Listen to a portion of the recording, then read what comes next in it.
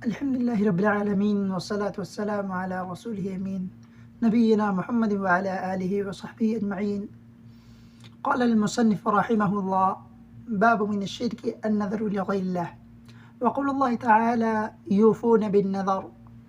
وقوله تعالى: وما أنفقتم من نفقة أو نذرتم من نذر فإن الله يعلمه. قال المصنف رحمه الله: أولا، النذر لكونه عبادة يجب الوفاء به إذا نذره لله، فإذا صرفه لغير الله كان شركا في هذه العبادة كالذبح لغير الله. والنذر مصدر نذر ينذر. تعريف النذر: أوجب على نفسه شيئا لم يكن عليه واجبا شرعا. ثانيا، مدح الله الذين يتعبدون له بما أوجبوه على أنفسهم من الطاعات، وهو سبحانه لا يمدح إلا على فعل واجب أو مستحب أو على ترك محرم، وذلك هو العبادة.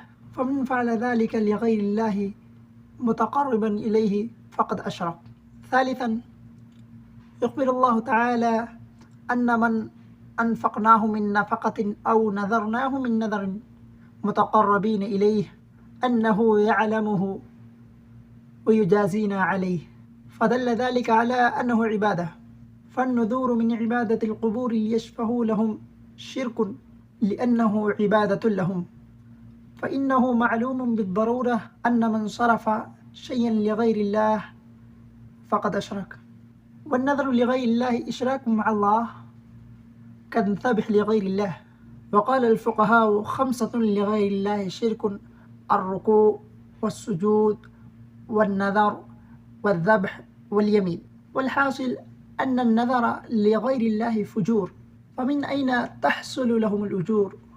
وقال شيخ الإسلام: وما نذره لغير الله شرك كالأصنام والشمس والقمر ونحو ذلك، بمنزلة أن يحلف بغير الله من المخلوقات لا وفاء عليه ولا كفارة.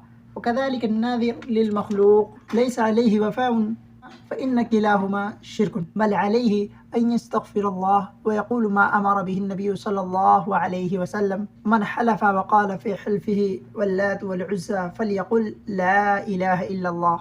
متفق عليه. في الصحيح عن عائشة رضي الله عنها أن رسول الله صلى الله عليه وسلم قال: من نذر أن يطيع الله فليطيعه، يجب عليه الوفاء بذلك.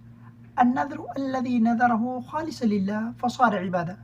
وقد أجمع العلماء على أن من نذر طاعة لشرط يرجوه، كأن يقول: إن شفى الله مريضي فعلي أن أتصدق بكذا، وجب عليه إن حصل له على ما علق نذره على حصوله حيا أو ميتا، فإن كان حيا لزمه الوفاء به، وإن كان ميتا يفعل عنه لوجوده في ذمته عليه.